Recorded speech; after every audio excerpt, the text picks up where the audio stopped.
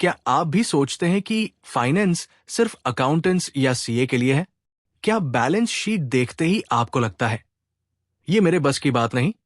तो अब वक्त है इस सोच को बदलने का, क्योंकि आज हम बात करने वाले हैं उस किताब की जिसने हजारों लोगों को वित्तीय समझदार बना दिया। Romancing the balance sheet by doctor Anil Lamba. ये किताब आपको सिखाती है कि पैसा कैसे काम करता है, आपकी कंपनी की बैलेंस शीट वास्तव में क्या कहती है और कैसे एक सामान्य व्यक्ति भी बन सकता है फाइनेंशियली इंटेलिजेंट। इस वीडियो में हम जानेंगे बैलेंस शीट का असली अर्थ, प्रॉफिट और कैश फ्लो में फर्क, वर्किंग कैपिटल, रिजर्व, रेशियो और बहुत कुछ। तो तैयार हो जाइए, फाइनेंस से डरने नहीं, उससे दोस्ती करने के लिए। क्योंकि जब आप अपनी बैलेंस शीट को रोमांस करना सीख जाएंगे, तभी आप अपने बिजनेस को सच में ग्रो करवाएंगे। चलिए शुरू करते हैं। अध्याय 1। क्या आप सोचते हैं कि आप फाइनेंस व्यक्ति नहीं हैं? इस अध्याय में लेखक ये भ्रम तोड़ते हैं कि मैं तो नॉन फाइनेंस व्यक्ति हूं, मुझे बैलेंस शीट समझने की जरूरत नहीं। चाहे आप किसी भी प्रोफेशन में हो, इंजीनियर, डॉक्टर, शिक्षक, व्यापारी या कलाकार, आप हर दिन वित्तीय निर्णय लेते हैं, इसलिए आप भी फाइनेंस व्यक्ति हैं। 1. फाइनेंस हर निर्णय का हिस्सा है। हर बिजनेस निर्णय, चाहे वो छोटा हो या बड़ा, उसके पीछे एक वित्तीय प्रभाव, फाइनेंशियल इंपैक्ट होता है। उदाहरण के लिए, अगर एक मैनेजर किसी प्रोजेक्ट के लिए बजट बढ़ाता है, तो ये एक वित्तीय निर्णय है। अगर कोई दुकान वाला नया स्टॉक खरीदता है, तो वो निवेश कर रहा है। अगर कोई व्यक्ति ईएमआई पर गाड़ी लेता है, तो वो लेवरेज, उधारी का उपयोग कर रहा है। मतलब हर व्यक्ति अनजाने में वित्तीय निर्णय लेता है। 2. नॉन फाइनेंस व्यक्ति जैसा कोई नहीं। जैसे एक इंसान कहे कि मुझे सांस लेना नहीं आता, वैसे ही कोई कहे कि मुझे फाइनेंस नहीं आता। ये असंभव है। हर इंसान अपने जीवन या संगठन में पैसे को कमाता, खर्च करता या निवेश करता है। यही फाइनेंस है। 3. वित्तीय ज्ञान सिर्फ अकाउंटेंट्स के लिए नहीं। लेखक ये साफ करते हैं कि फाइनेंस समझना सिर्फ अकाउंटिंग जानने वालों का काम नहीं है। अकाउंटिंग डेटा दिखाती है कि क्या हुआ, लेकिन वित्त, फाइनेंस बताता है कि क्या करना चाहिए। उदाहरण, अगर किसी कंपनी का मुनाफा घट रहा है, अकाउंटिंग दिखाएगी कितना घटा, जबकि वित्तीय विश्लेषण बताएगा क्यों घटा और कैसे सुधारा जाए। इसलिए हर निर्णय लेने वाले को वित्तीय रिपोर्ट समझनी चाहिए। 4. वित्तीय निर्णय के बिना कोई व्यवसाय नहीं चलता। लेखक एक उदाहरण देते हैं। मान लीजिए एक डॉक्टर अपनी क्लिनिक चलाता है। वो तय करता है कि कितनी फीस रखनी है, प्राइसिंग। वो तय करता है कि कौन सी मशीन खरीदे, कैपिटल इन्वेस्टमेंट। वो तय करता है कि सहायक स्टाफ कितना रखे, ऑपरेटिंग कॉस्ट। ये सब फाइनेंस निर्णय है, भले ही डॉक्टर को अकाउंटिंग का आप भी ना आता हो। 5. वित्तीय साक्षरता, फाइनेंशियल लिटरेसी क्यों जरूरी है? बहुत से बिजनेस इसलिए फेल होते हैं क्योंकि उनके मालिक को वित्त की भाषा नहीं आती। वे मुनाफे और नकदी प्रवाह, कैश फ्लो में फर्क नहीं समझते। वे बैलेंस शीट देखकर कंपनी की हालत नहीं समझ पाते। वे अनजाने में कैश रिच लेकिन घाटे में या प्रॉफिट रिच लेकिन दिवालिया बन जाते हैं। वित्तीय अज्ञानता महंगी पड़ती है। ये बिजनेस को धीरे धीरे खत्म कर देती है। 6. बैलेंस शीट बिजनेस का हेल्थ रिपोर्ट कार्ड। लेखक बताते हैं कि बैलेंस शीट किसी व्यक्ति या संगठन का स्वास्थ्य प्रमाण पत्र है। जैसे डॉक्टर रिपोर्ट देखकर मरीज की हालत जानता है, वैसे ही बिजनेस ओनर बैलेंस शीट देखकर कंपनी की हालत जान सकता है। जो व्यक्ति इसे पढ़ना और समझना जानता है, वही सही निर्णय ले सकता है। बैलेंस शीट से रोमांस करो, इसे डर की चीज मत समझो। 7. वित्तीय सोच, फाइनेंशियल थिंकिंग विकसित करें। लेखक कहते हैं कि वित्त सीखना मुश्किल नहीं है, बस नजरिया बदलना होता है। पैसे को लेखा जोखा न समझे, बल्कि निर्णय का उपकरण समझे। जैसे मार्केटिंग व्यक्ति ग्राहक के व्यवहार को समझता है, वैसे ही एक प्रोफेशनल को पैसे के व्यवहार को समझना चाहिए। अध्याय 2, वित्तीय विवरणों को समझना, अंडरस्टैंडिंग फाइनेंशियल स्टेटमेंट्स। किसी भी कंपनी की वित्तीय स्थिति, फाइनेंशियल हेल्थ को समझने के लिए हमें उसके 3 मुख्य वित्तीय दस्तावेजों, फाइनेंशियल स्टेटमेंट्स को समझना जरूरी है। ये 3 दस्तावेज हैं। 1. Balance sheet. 2. Profit and loss account, लाभानी खाता। 3. कैश फ्लो स्टेटमेंट, नकदी प्रवाह विवरण। अगर आप इन तीनों को समझ गए तो आप किसी भी बिजनेस की सच्चाई जान सकते हैं, चाहे वो बड़ी कंपनी हो या आपकी खुद की दुकान। 1. बैलेंस शीट किसी कंपनी की एक निर्धारित तारीख पर वित्तीय स्थिति, फाइनेंशियल पोजीशन दिखाती है। ये बताती है कि कंपनी के पास क्या है और उस पर कितना कर्ज है। बैलेंस शीट 2 हिस्सों में बंटी होती है। 1. एसेट्स, संपत्तियां, कंपनी के पास क्या क्या है, जैसे मशीनें, बिल्डिंग, नकद, स्टॉक। 2. लायबिलिटीज, दायित्व, कंपनी पर क्या क्या उधार है, जैसे लोन, क्रेडिटर्स, टैक्स बकाया। इसका मतलब है कंपनी के पास जितनी संपत्ति है वह या तो उधार के पैसे से बनी है या मालिक के निवेश से। यह हमेशा बैलेंस रहती है, इसलिए इसे बैलेंस शीट कहा जाता है। 2. Profit and loss account, PL account. PNL account यह दिखाता है कि एक निश्चित अवधि, आमतौर पर 1 साल में कंपनी ने कितना कमाया और खर्च किया। इसमें मुख्य भाग है रेवेन्यू, आय, बिक्री से हुई कमाई, एक्सपेंसेस, खर्च, रॉ मटेरियल, वेतन, किराया, बिजली आदि, नेट प्रॉफिट, शुद्ध लाभ, रेवेन्यू एक्सपेंसेस। यह बताता है कि कंपनी का बिजनेस मॉडल लाभदायक है या नहीं। लेकिन लेखक चेतावनी देते हैं, प्रॉफिट दिखाना आसान है, लेकिन जरूरी नहीं कि कंपनी के पास कैश भी हो। इसलिए सिर्फ पीएनएल देखकर निर्णय लेना गलत है। आपको साथ में कैश फ्लो स्टेटमेंट भी देखना चाहिए। 3. कैश फ्लो स्टेटमेंट यह बताता है कि कंपनी में पैसा कहां से आया और कहां गया। कैश फ्लो के 3 हिस्से। 1. ऑपरेटिंग एक्टिविटीज, मुख्य बिजनेस से आने जाने वाला पैसा। 2. इन्वेस्टिंग एक्टिविटीज, मशीनरी, जमीन आदि में निवेश। 3. फाइनेंसिंग एक्टिविटीज, लोन लेना या चुकाना, शेयर जारी करना। यह रिपोर्ट बताती है कि कंपनी वास्तव में कैश पॉजिटिव है या नहीं। उदाहरण, कंपनी का प्रॉफिट 5 लाख रुपए दिख रहा है, लेकिन ग्राहकों ने पेमेंट नहीं किया, तो कंपनी प्रॉफिट में है पर कैश में नहीं। 4. तीनों स्टेटमेंट्स का आपसी संबंध। बैलेंस शीट कंपनी की स्थिति किसी एक दिन की, जैसे 31 मार्च। पीएल अकाउंट कंपनी का प्रदर्शन समय अवधि 1 अप्रैल से 31 मार्च। कैश फ्लो नकदी की स्थिति वही अवधि 1 अप्रैल से 31 मार्च। प्रॉफिट लॉस अकाउंट से नेट प्रॉफिट निकलता है, जो बैलेंस शीट में रिजर्व्स में जुड़ता है। कैश फ्लो स्टेटमेंट यह दिखाता है कि उस प्रॉफिट का कितना हिस्सा वास्तव में नकदी के रूप में आया। 6. इन रिपोर्ट्स को पढ़ने की कला। वित्तीय रिपोर्ट्स पढ़ना कोई कठिन काम नहीं, बस ये समझना होता है कि हर संख्या, नंबर के पीछे एक कहानी होती है। अगर प्रॉफिट बढ़ा लेकिन कैश फ्लो घटा, ग्राहकों से पेमेंट नहीं आया। अगर एसेट्स बढ़े, शायद नया निवेश हुआ है।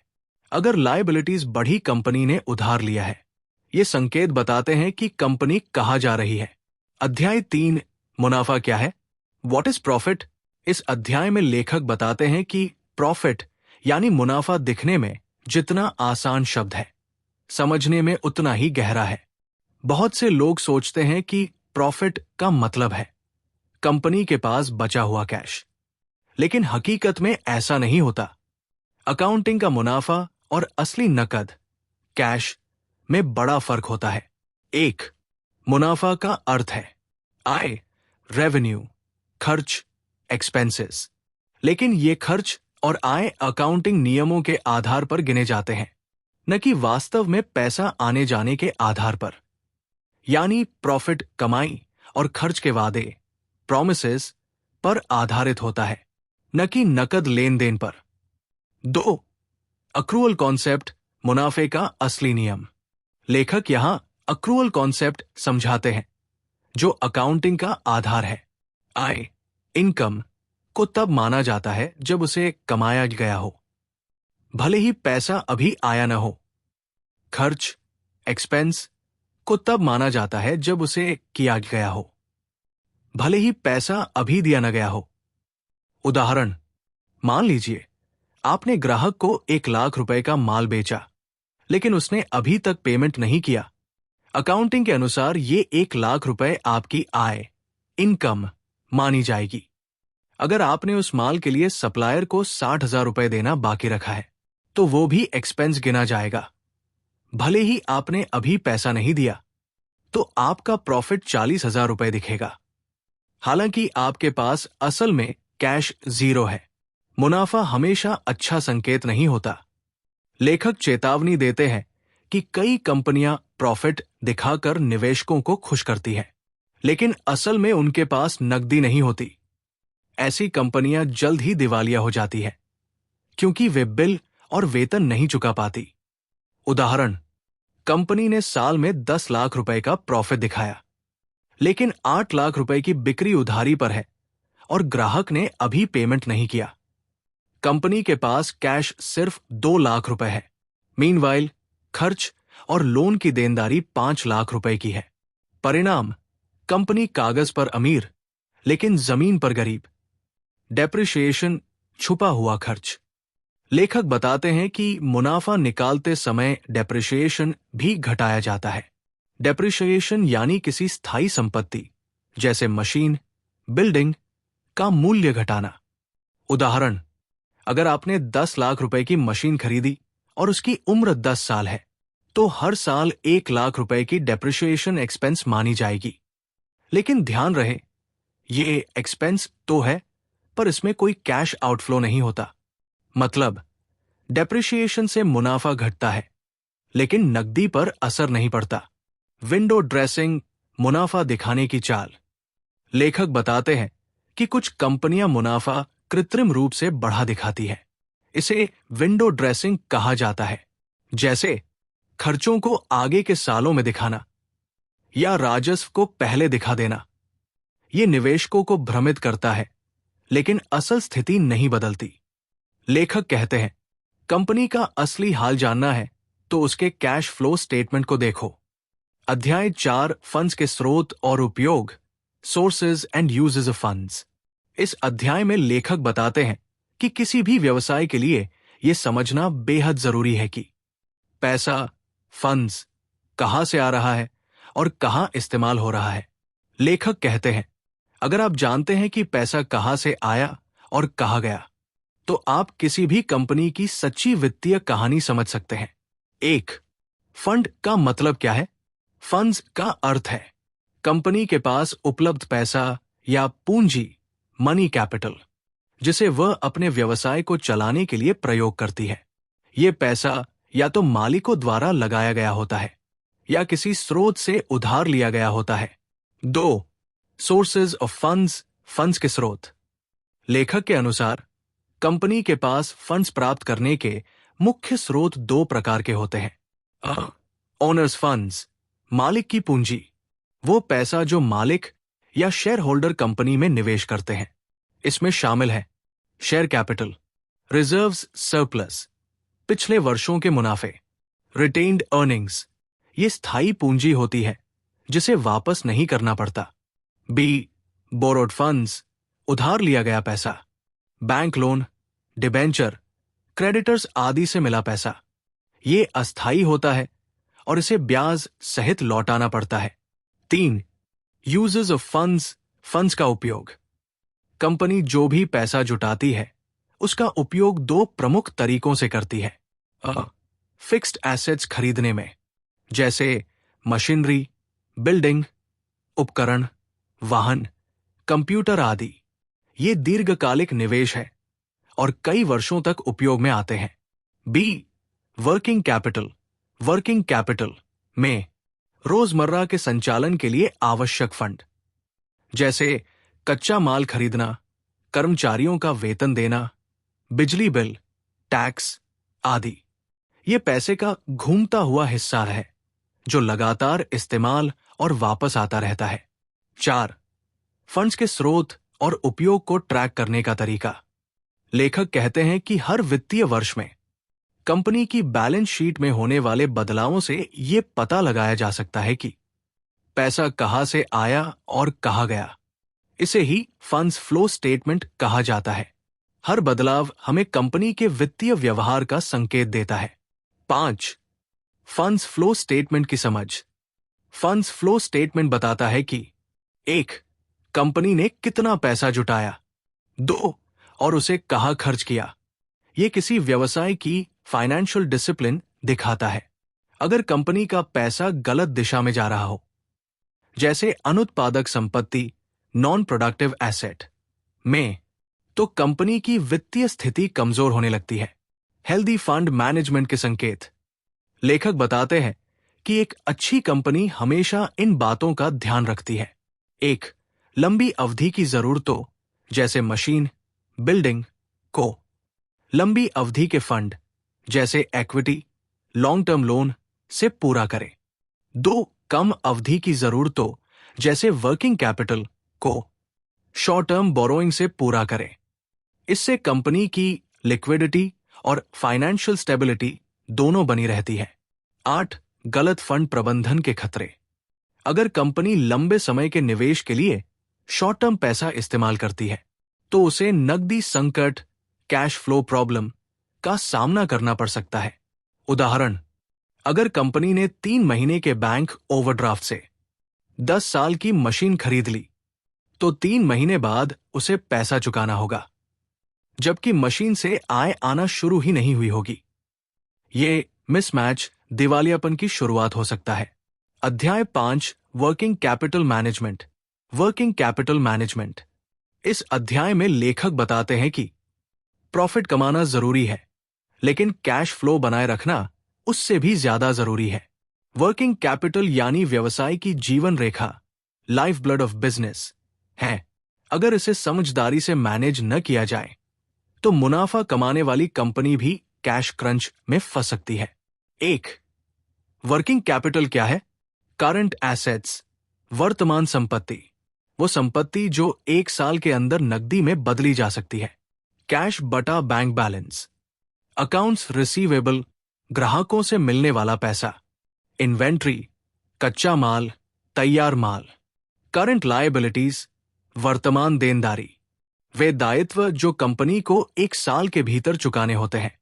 क्रेडिटर्स, सप्लायर्स को भुगतान। Short term loans, outstanding expenses. Positive working capital company के पास अपनी देनदारियों से ज्यादा चालू संपत्तियां हैं। नेगेटिव वर्किंग कैपिटल देनदारियां संपत्तियों से ज्यादा है, जोखिम बढ़ता है। 2. वर्किंग कैपिटल का महत्व। लेखक कहते हैं, प्रॉफिट दिखाता है कि आप कितने सफल हैं, पर वर्किंग कैपिटल बताता है कि आप कितने जीवित हैं। वर्किंग कैपिटल के बिना कंपनी अपने बिल या कर्मचारियों का वेतन नहीं दे पाएगी, प्रोडक्शन रुक सकता है, कस्टमर डिलीवरी लेट होगी, व्यवसाय की प्रतिष्ठा घटेगी। इसलिए यह केवल एक वित्तीय आंकड़ा नहीं, बल्कि बिजनेस सर्वाइवल टूल है। 3. वर्किंग कैपिटल का चक्र, ऑपरेटिंग साइकिल। लेखक इस चक्र को कैश कन्वर्शन साइकिल कहते हैं। यह दिखाता है कि कंपनी को अपने पैसे को कैश गुड्स रिसीवेबल कैश में बदलने में कितना समय लगता है। चक्र के चरण। 1. कैश रॉ मटेरियल खरीदना। 2. रॉ मटेरियल फिनिश्ड गुड्स बनना। 3. फिनिश्ड गुड्स बेचना, सेल। 4. रिसीवेबल्स वापस कैश में बदलना। यह पूरा समय जितना छोटा होगा, कंपनी उतनी अधिक कुशल, एफिशिएंट मानी जाएगी। Working capital financing, funding of working capital. Working capital की जरूरतें रोजाना बदलती है। कंपनी इसे पूरा करने के लिए निम्न स्रोतों का उपयोग करती है। आंतरिक स्रोत, रिटेन्ड अर्निंग्स, ओनर्स कैपिटल। बाहरी स्रोत, bank overdraft, short term loan, trade credit, supplier से उधार समय। लेकिन ध्यान रहे, शॉर्ट टर्म जरूरतों को शॉर्ट टर्म फंड से ही पूरा करना चाहिए। वर्किंग कैपिटल की अधिकता और कमी दोनों ही खतरनाक।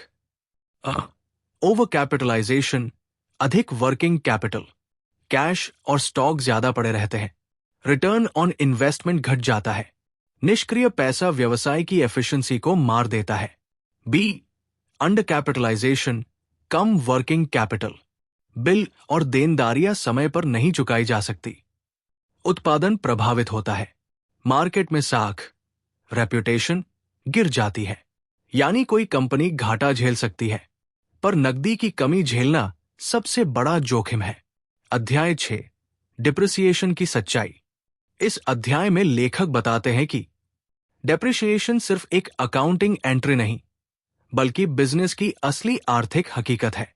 बहुत से लोग इसे नकली खर्च, नॉन कैश एक्सपेंस मानकर नजरअंदाज करते हैं, लेकिन लेखक बताते हैं कि डिप्रिसिएशन ही कंपनी के दीर्घकालिक वित्तीय स्वास्थ्य और संपत्ति संरक्षण का असली आधार है। 1. डेप्रिसिएशन क्या है? किसी स्थायी संपत्ति, फिक्स्ड एसेट की उपयोग और समय के कारण होने वाली मूल्य क्षति। जब कोई मशीन, बिल्डिंग या वाहन पुराना होता है, तो उसकी कीमत धीरे धीरे घटती जाती है। इसी मूल्य घटने की प्रक्रिया को डेप्रिसिएशन कहते हैं। 2. डेप्रिसिएशन क्यों जरूरी है? लेखक 3 कारण बताते हैं कि डेप्रिसिएशन अकाउंटिंग में क्यों आवश्यक है। एसेट की असली कीमत दिखाने के लिए। हर साल अगर हम संपत्ति की वैल्यू घटाते हैं, तो बैलेंस शीट में उसका रियल वैल्यू दिखता है। बी, प्रॉफिट को सही दिखाने के लिए। डेप्रिसिएशन घटाने से सालाना मुनाफा वास्तविक बनता है। अगर इसे न घटाएं, तो मुनाफा कृत्रिम रूप से ज्यादा दिखेगा। सी, रिप्लेसमेंट फंड बनाने के लिए। डेप्रिसिएशन से बचाया गया पैसा भविष्य में नई मशीन या संपत्ति खरीदने में काम आता है। इससे कंपनी सेल्फ सस्टेन्ड रहती है। डेप्रिसिएशन के सामान्य कारण। 1. यूसेज, उपयोग, मशीन या संपत्ति के इस्तेमाल से घिसावट। 2.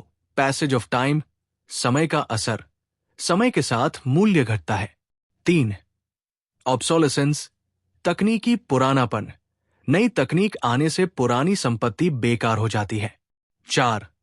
एक्सीडेंट्स डैमेजेस, नुकसान, दुर्घटनाओं से मूल्य में गिरावट। डेप्रिसिएशन निकालने के मुख्य तरीके। लेखक 2 प्रमुख अकाउंटिंग मेथड बताते हैं। स्ट्रेट लाइन मेथड, SLM, हर साल एक समान राशि घटाई जाती है। उदाहरण, मशीन की कीमत 10 लाख रुपए, उम्र 10 वर्ष, हर साल डिप्रिसिएशन 1 लाख रुपए, साल 1 के बाद वैल्यू 9 लाख रुपए, साल 10 में 0। B, written down value method, WDV, हर साल संपत्ति के बाकी मूल्य पर एक निश्चित प्रतिशत घटाया जाता है। उदाहरण, मशीन 10 लाख रुपए, दर 20%, साल 1 2 लाख रुपए, साल 2 1,60,000 रुपए, 8 लाख रुपए पर, हर साल घटती राशि पर तेज घटाव। डेप्रिसिएशन के प्रभाव। प्रॉफिट लॉस अकाउंट एक्सपेंस के रूप में घटाया जाता है, मुनाफा घटता है। बैलेंस शीट एसेट की वैल्यू कम होती है। कैश फ्लो तत्काल नकदी प्रभाव नहीं, पर भविष्य में बचाव करता है। डेप्रिसिएशन और टैक्स में फायदा। डिप्रिसिएशन घटाने से मुनाफा घटता है, इसलिए टैक्स देनदारी भी घट जाती है। यानी सरकार कम टैक्स लेती है, क्योंकि आप संपत्ति की घिसावट का हिसाब रख रहे हैं। लेखक इसे टैक्स शील्ड कहते हैं। कंपनियां डिप्रिसिएशन का गलत उपयोग कैसे करती हैं? कई कंपनियां डिप्रिसिएशन की दर या पद्धति बदलकर अपने मुनाफे को विंडो ड्रेसिंग के लिए इस्तेमाल करती है। उदाहरण, डिप्रिसिएशन घटाने की दर कम कर देना, मुनाफा ज्यादा दिखता है। नया एसेट खरीदने के बाद डिप्रिसिएशन देर से लागू करना, प्रदर्शन बेहतर दिखाना। अगर आज आप डिप्रिसिएशन को नजरअंदाज करते हैं, तो कल आपको नई मशीन खरीदने के लिए संघर्ष करना पड़ेगा। अध्याय 8, रिजर्व्स एंड सरप्लस की समझ। प्रॉफिट कमाना एक बात है, लेकिन उस प्रॉफिट को समझदारी से संभालना दूसरी बात है। कंपनी के रिजर्व्स, भंडार और सरप्लस, अधिशेष, वो शक्ति है जो उसे मुश्किल समय में बचाती है, विस्तार करने की क्षमता देती है और निवेशकों में विश्वास पैदा करती है। 1. रिजर्व्स क्या होते हैं? कंपनी द्वारा भविष्य की जरूरतों, जोखिमों या अवसरों के लिए बचाया गया मुनाफा। यानी जब कंपनी प्रॉफिट कमाती है तो उसका सारा हिस्सा डिविडेंड के रूप में बांटा नहीं जाता, कुछ हिस्सा रोककर कंपनी में ही रखा जाता है। यही रिजर्व कहलाता है। रिजर्व रिटेन्ड प्रॉफिट, जो कंपनी के पास सुरक्षित रहता है। 2. सरप्लस क्या है? सरप्लस का अर्थ है प्रॉफिट लॉस अकाउंट में बचा हुआ अप्रयुक्त लाभ। यानी जब कंपनी के पास पिछले सालों के मुनाफे बचे रहते हैं और उन्हें किसी खास रिजर्व में ट्रांसफर नहीं किया गया होता, तो वे सरप्लस कहलाते हैं। रिजर्व क्यों जरूरी है? लेखक इसके कई फायदे बताते हैं। 1. सुरक्षा कवच, सेफ्टी कुशन। अगर भविष्य में घाटा हो या आकस्मिक नुकसान हो तो रिजर्व से उसे कवर किया जा सकता है। 2. एक्सपांशन ग्रोथ, कंपनी नए प्रोजेक्ट, मशीन या शाखा खोलने में रिजर्व का उपयोग कर सकती है। 3. डिविडेंड स्थिरता, हर साल समान डिविडेंड देने के लिए रिजर्व से पैसा लिया जा सकता है। 4. रेप्यूटेशन क्रेडिट वर्दिनेस, रिजर्व वाली कंपनी बैंकों और निवेशकों के लिए भरोसेमंद होती है। रिजर्व और कैश में फर्क। लेखक साफ करते हैं कि रिजर्व का मतलब ये नहीं कि उतना कैश पड़ा है। रिजर्व एक अकाउंटिंग टर्म है। ये बताता है कि कंपनी ने उतना प्रॉफिट अलग रख दिया है, पर जरूरी नहीं कि वो पैसा कैश के रूप में मौजूद हो। कंपनी ने वो पैसा मशीन, बिल्डिंग या स्टॉक में निवेश कर दिया हो सकता है। रिजर्व का दुरुपयोग। लेखक चेतावनी देते हैं कि कुछ कंपनियां रिजर्व का उपयोग विंडो ड्रेसिंग के लिए करती है, जैसे मुनाफा घटाकर टैक्स बचाना या घाटा छिपाना। असली उद्देश्य होना चाहिए वित्तीय मजबूती बनाना, न कि भ्रम पैदा करना। अध्याय 9, बैलेंस शीट का दायित्व पक्ष। इस अध्याय में लेखक हमें बैलेंस शीट के लायबिलिटी साइड की गहराई से समझ कर आते हैं। यह हिस्सा बताता है कि कंपनी ने पैसा कहां से जुटाया है, यानी कंपनी के पूंजी और उधार के स्रोत। लेखक कहते हैं एसेट्स दिखाते हैं कि पैसा कहां लगाया गया है, जबकि लायबिलिटीज दिखाती है कि पैसा कहां से आया है। 1. लायबिलिटीज साइड के 2 मुख्य हिस्से। लेखक बताते हैं कि लायबिलिटीज साइड को 2 प्रमुख भागों में बांटा जाता है। शेयर होल्डर्स फंड्स, मालिक की पूंजी। B. Non share holders funds, बाहरी दायित्व। 2. शेयर होल्डर्स फंड्स, मालिक की पूंजी। ये वो पैसा है जो कंपनी के मालिक, शेयर होल्डर ने लगाया है या कंपनी ने मुनाफे से बचाया है। इसमें 3 मुख्य घटक होते हैं। शेयर कैपिटल वो पूंजी जो शेयर बेचकर जुटाई गई हो। रिजर्व्स सरप्लस मुनाफे से बचाई गई रकम। रिटेन्ड अर्निंग्स पिछले सालों के लाभ जो बांटे नहीं गए। ये हिस्सा कंपनी का स्थायी पूंजी स्रोत है जिसे लौटाना नहीं पड़ता। 3. नॉन शेयर होल्डर्स फंड्स, बाहरी दायित्व। ये वे फंड है जो कंपनी ने बाहरी स्रोतों से उधार लिए हैं और जिन्हें ब्याज सहित लौटाना होता है। इनकी श्रेणियां हैं। 1. लॉन्ग टर्म लायबिलिटीज जैसे bank loan, debenture, bond. 2. Short term liabilities जैसे क्रेडिटर्स, बिल पेबल, ओवरड्राफ्ट आदि। ये अस्थायी पूंजी है और समय पर चुकाना आवश्यक है। 4. लायबिलिटीज को देखकर क्या समझा जा सकता है? लेखक बताते हैं कि लायबिलिटीज की संरचना से आप किसी कंपनी की वित्तीय सेहत का अंदाजा लगा सकते हैं। उदाहरण के तौर पर, अगर शेयर होल्डर्स फंड ज्यादा है, कंपनी आत्मनिर्भर और सुरक्षित है। अगर बोरोड फंड्स ज्यादा है, कंपनी पर ऋण का बोझ बढ़ा हुआ है। अगर शॉर्ट टर्म लायबिलिटीज ज्यादा है, कैश फ्लो का दबाव है। आदर्श स्थिति, लंबी अवधि की जरूरतें जैसे मशीनरी लॉन्ग टर्म फंड से पूरी हों, कम अवधि की जरूरतें शॉर्ट टर्म फंड से। 5. इक्विटी वर्सेस डेट, पूंजी और कर्ज का संतुलन। लेखक इस हिस्से में समझाते हैं कि हर कंपनी को अपने इक्विटी और डेट के बीच संतुलन रखना चाहिए। इक्विटी, स्वामित्व पूंजी, कोई निश्चित ब्याज नहीं, जोखिम ज्यादा पर मुनाफे की संभावना भी ज्यादा। स्थायी पूंजी, डेट, उधार पूंजी, निश्चित ब्याज देना होता है, वापस करना अनिवार्य, कर लाभ, टैक्स बेनिफिट मिलता है। 6. लेवरेज की शक्ति और जोखिम। लेखक फाइनेंशियल लेवरेज की अवधारणा बताते हैं। उदाहरण, अगर आपकी पूंजी 1 रुपया करोड़ है और आप 1 रुपया करोड़ उधार लेकर 2 रुपए करोड़ का बिजनेस करते हैं, तो मुनाफा दोगुना हो सकता है, पर अगर नुकसान हुआ तो घाटा भी दोगुना होगा। यही लेवरेज का फायदा और खतरा है। 7. कॉन्टिंजेंट लायबिलिटीज, संभावित दायित्व। ये वे दायित्व हैं जो भविष्य में घटने वाली घटनाओं पर निर्भर करते हैं। उदाहरण, कोई मुकदमा चल रहा है, गारंटी दी हुई है, टैक्स विवाद लंबित है। इन्हें बैलेंस शीट के नीचे नोट में दिखाया जाता है ताकि निवेशक जोखिम जान सकें। अध्याय 10 कैश फ्लो स्टेटमेंट की पूरी समझ। Cash flow statement explained. इस अध्याय में लेखक बताते हैं कि प्रॉफिट दिखा सकता है कि कंपनी ने कितनी कमाई की, लेकिन कैश फ्लो बताता है कि कंपनी जीवित है या नहीं। कैश फ्लो स्टेटमेंट किसी भी व्यवसाय के नकद की आवक और जावक को ट्रैक करता है। यह समझना निवेशकों और मैनेजमेंट दोनों के लिए महत्वपूर्ण है। 1. कैश फ्लो स्टेटमेंट क्या है? कैश फ्लो स्टेटमेंट CFS एक रिपोर्ट है जो बताती है कि किसी वित्तीय वर्ष में 1. कितनी नकदी आई, कैश इनफ्लो। 2. कितनी नकदी गई, कैश आउटफ्लो। यानी ये स्टेटमेंट दिखाता है कि साल के अंत में कितनी कैश बची। 2. कैश फ्लो के 3 मुख्य प्रकार। लेखक बताते हैं कि कैश फ्लो 3 भागों में बांटा जाता है। ऑपरेटिंग एक्टिविटीज, संचालन गतिविधियां, रोजमर्रा के व्यवसाय से नकदी का आवक जावक।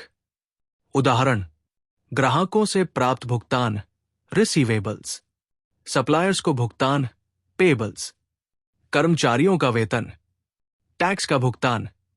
ऑपरेटिंग कैश फ्लो बिजनेस की असली कमाई दिखाता है। B. इन्वेस्टिंग एक्टिविटीज, निवेश गतिविधियां, लंबी अवधि की संपत्ति में नकदी का आवक जावक। उदाहरण, नई मशीनरी या बिल्डिंग खरीदना, कैश आउटफ्लो। पुराने एसेट बेचना, cash inflow. Investing cash flow भविष्य में ग्रोथ के लिए निवेश को दिखाता है। C. फाइनेंसिंग एक्टिविटीज, वित्त पोषण गतिविधियां, पूंजी और कर्ज से जुड़ा नकदी प्रवाह। उदाहरण, बैंक लोन लेना या चुकाना, शेयर जारी करना, डिविडेंड का भुगतान। फाइनेंसिंग कैश फ्लो कंपनी के कैपिटल स्ट्रक्चर और एक्सटर्नल फंडिंग को दिखाता है। 3. कैश फ्लो स्टेटमेंट का महत्व। लेखक बताते हैं कि 1. बहुत सी कंपनियां मुनाफा दिखाती हैं, लेकिन नकदी संकट में होती है। 2. लिक्विडिटी जांच। कैश फ्लो स्टेटमेंट से पता चलता है कि कंपनी अपने बिल, लोन और एक्सपेंसेस चुका सकती है या नहीं। 3. इन्वेस्टमेंट और एक्सपांशन की योजना। कैश अवेलेबिलिटी देखकर नए प्रोजेक्ट्स या मशीनरी का निर्णय लिया जा सकता है। 4. रिस्क और सर्वाइवल। कैश फ्लो स्टेटमेंट जोखिमों को पहचानने का सबसे सही माध्यम है। 4 उदाहरण से समझें। मान लीजिए, ऑपरेटिंग एक्टिविटीज से कैश इनफ्लो 10 लाख रुपए, इन्वेस्टिंग एक्टिविटीज में नई मशीनरी खरीदी 4 लाख रुपए, आउटफ्लो। फाइनेंसिंग एक्टिविटीज में लोन रीपेमेंट 2 लाख रुपए, आउटफ्लो। मतलब साल के अंत में कंपनी के पास 4 लाख रुपए नकद बढ़ा। लेखक का संदेश, अगर आप बैलेंस शीट और प्रॉफिट लॉस के बाद कैश फ्लो स्टेटमेंट पढ़ते हैं तो आप कंपनी की पूरी सच्चाई जान सकते हैं। यह स्टेटमेंट बताती है कि कंपनी कमाई तो कर रही है, पर नकद में कितनी ताकत है। निवेशक और मैनेजमेंट दोनों के लिए यह सच्चा मार्गदर्शक है। अध्याय 11 फाइनेंशियल रेशियोज की समझ।